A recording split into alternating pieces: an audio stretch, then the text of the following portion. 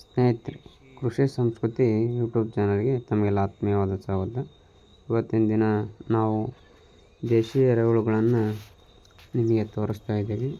ಇವು ನಮ್ಮ ದೇಶೀಯ ಎರೆಹುಳುಗಳು. ಇವು ನಮ್ಮ ರೈತನ ಒಂದು ಸ್ನೇಹಿಗಳಂದರೆ ಅವು ನಮ್ಮ ಎರೆಹುಳುಗಳು.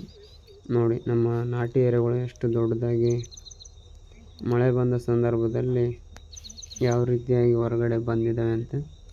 ಇವುಗಳು ನಮ್ಮ ಹೊಲದಲ್ಲಿ ಹೆಚ್ಚಿನದಾಗಿ ಇರಬೇಕಂದ್ರೆ ಗಳಿಗೆ ಮುಚ್ಚಿಗೆಯಾಗಿ ಇರಬೇಕು. ಹಾಗೂ ಕಾಷ್ಟ ಅಂದರೆ ಇವುಗಳು ತಿನ್ನೋದಕ್ಕೆ ಕಸ ಕಡ್ಡಿಗಳು ಇರಬೇಕಾಗ್ತದೆ.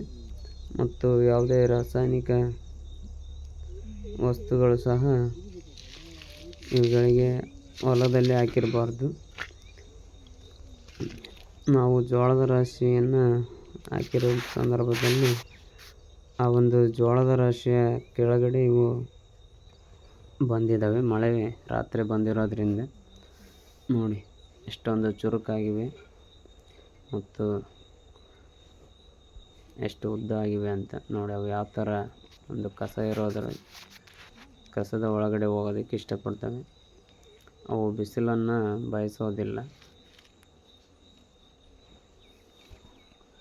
ಧನ್ಯವಾದಗಳು. ನಮ್ಮ ಚಾನಲ್ನ ಸಬ್ಸ್ಕ್ರೈಬ್ ಮಾಡಿ.